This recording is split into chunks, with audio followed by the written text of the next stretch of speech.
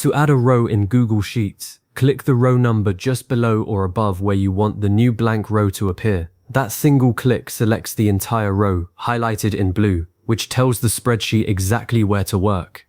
Then right-click that same row number, and from the menu that pops up, choose either Insert one row above or Insert one row below. A new empty row slides right into place, instantly shifting everything below it down to make room. That's the entire core action. Click the row number, right-click, pick above or below, and the row appears. Now let's walk through why each step matters, because a few small details can save you from headaches later. When you're signed into your Google account and you have your spreadsheet open, the first thing you want to do is look at the row numbers on the far left side of the sheet. Those grey or white numbered boxes are the handles for every row. If you want a new row between row 3 and row 4, for example, you need to click the actual number for row 4. Clicking anywhere else on row 4, like a cell, will not give you the same insert option from the right-click menu. Only clicking the number itself, the row header, selects the full horizontal strip. A common mistake is trying to right-click inside a cell and then searching for an insert row option. It's there, but buried under more menus. Working directly from the row number is far cleaner and faster. Once you right-click that selected row number, a contextual menu appears. This menu changes depending on what you've selected, so if you accidentally right-clicked a cell instead of the row number, you'll see options for cut, copy, paste, and data validation, but not the row insertion commands.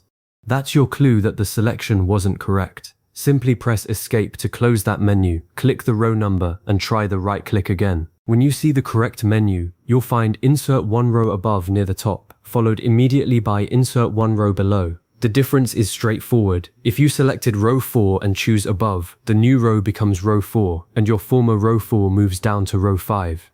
If you choose below, the new row becomes row 5, with your original row 4 staying in place. Most people opt for above because it keeps the target row directly under the new insertion point, which feels intuitive when you're adding a placeholder for new data.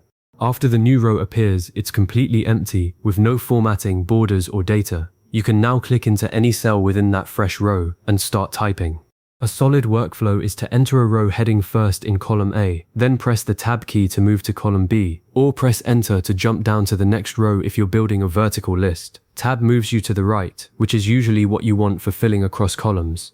Enter or Return moves you down. If you accidentally press Enter and land on the wrong cell, you can always Shift plus Tab to go backwards, or Shift plus Enter to move up. This keyboard control is much faster than clicking each cell with your mouse, especially when entering a lot of data. If you need to insert multiple rows at once, there is a more efficient way than repeating the single row process. Click and drag your cursor vertically over several row numbers to select, say, rows 4, 5, and 6. Then right-click any one of those highlighted numbers. The menu will now offer Insert 3 rows above or Insert 3 rows below. That single action drops in 3 blank rows at once, perfectly positioned. This trick works for any number of rows, 5, 10, even 20, as long as you select that exact count before right-clicking. It's a huge time saver when you know you need several new lines for a block of data. Once you've inserted your rows, take a moment to review the worksheet. Scroll up and down, check that nothing got shifted into the wrong place, and that any formulas or references in adjacent cells still point to the correct ranges. A common oversight is that merged cells or frozen panes can behave oddly after insertion. If you have a header row frozen at the top, inserting rows below that header works perfectly, but inserting rows above it can push the header down or break the freeze. Always unmerge or check frozen sections before inserting rows in sensitive areas. Also, if you are working in a shared sheet, other editors will see the new row appear in real time, so be mindful not to disrupt their current selections. After everything looks correct, continue editing. You might want to copy formatting from a neighboring row by using the Paint Format tool, or you might paste data into the new row from another source. Google Sheets also maintains relative references in formulas, so if row 5 previously had a sum formula that referenced row 4, inserting a row at row 5 will automatically adjust that formula to include the new empty cell. That's built-in intelligence, but it's still worth a quick sanity check on any totals or cross-references. You have now successfully added rows in Google Sheets. This skill is fundamental for organizing any dataset, whether you're tracking inventory, building a budget, or managing a team schedule. Getting comfortable with the right-click method and the multiple row selection will make you much more efficient.